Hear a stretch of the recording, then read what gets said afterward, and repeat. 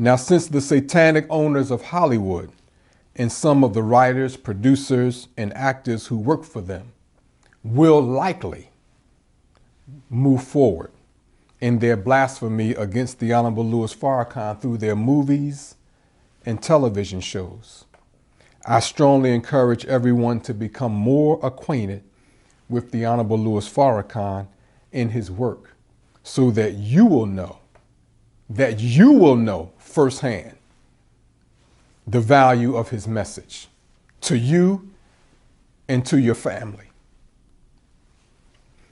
This way, you will not be a victim of Hollywood's characterization of an invented Louis Farrakhan. Excuse me. Now, why should we take time to examine the message of the Honorable Louis Farrakhan? Well, you will gain a greater understanding of what Messiah means. This is imperative because many people are not familiar with this title and function and how it relates to establishing the kingdom of God in our lives, in our families, and in our communities. In other words, the world within us and around us could be much better at the twinkling of an eye if we had the wisdom and knowledge and divine guidance that brings that about. And you will find that message coming through the Honorable Louis Farrakhan. So I encourage you to take time to examine his words yourself. There's plenty of it, plenty of his words. He's been teaching us civilization for more than 60 years. Now, as one raised directly by the Honorable Elijah Muhammad, me, to make known and to explain to you the Honorable Louis Farrakhan's great commission as the Christ, I am naturally a witness of him. Notwithstanding, we all know that a person is judged, again, by what they do and what they have done. And this fact is established in the Bible. Now, of course, I'm a good witness of a good man. There's other people who try to be witnesses and put evil on him. But in either case, Jesus states in the gospel concerning himself, but I have greater witness than that of John the Baptist. For the works which the Father hath given me to finish, the same works that I do bear witness of me, that the Father hath sent me. Again, therefore, the best witness of the Honorable Louis Farrakhan is his vast work among us, in his self-concept as the Messiah, as one taught and raised by Master Fard Muhammad and the Honorable Elijah Muhammad. So by examining the Honorable Louis Farrakhan's work of redemption and of divine guidance, you can easily compare it against the filth and wickedness of the satanic leaders coming through their political, social, and entertainment sectors. Now, in this book, the Holy Quran, it states, "Woe to every sinful liar who hears the messages of Allah recited to him, then persist in haughtiness or arrogance, as though he had not heard them."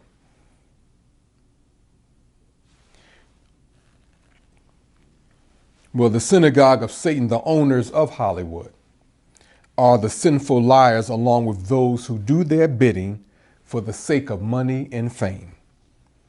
Now, they have been taught the messages of Allah by the Honorable Elijah Muhammad and the Honorable Louis Farrakhan. Yet in their arrogance, they have persisted in promoting filth, wickedness, and indecency. Now, in his great book, the Honorable Louis Farrakhan, A Torchlight for America. And if you know anything about a torchlight, if you're in a cave, you need a torchlight. I guess if you had another source of light, you could very well use that. But the meaning is that it's a dark place here in America, and we need a light in order to see how we can get out of darkness. Well, in this great monumental book, which was written in 1993, before many people were born today, the Honorable Louis Farrakhan instructed the artistic community and entertainment industry as follows. The artistic community has historically been the vanguard of social change. What is now needed is for the artistic community to lead a cultural revolution. On the physical level, man is what he eats. Spiritually, as he thinketh in his heart, so is he. Proverbs 23, verse 7. If the American people are constantly fed filth and garbage through newspapers, magazines, television, movies, plays, and music, if the public, like the proverbial swine, has become a lover of filth, and if thoughts guide behavior, what do the thoughts of the American people produce?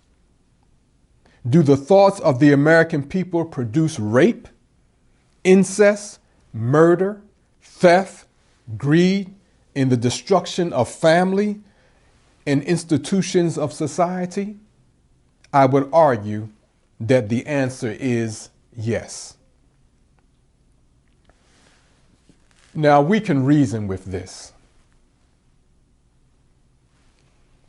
Even if you're involved in those industries and have been doing these wicked things, you can reason with that.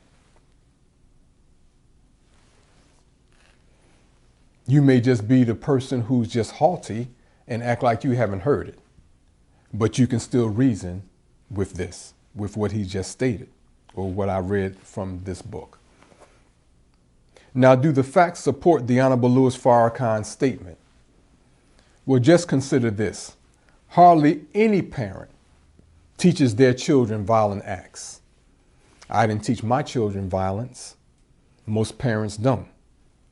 So how do children get introduced to violence, murder, robbery, rape, etc.?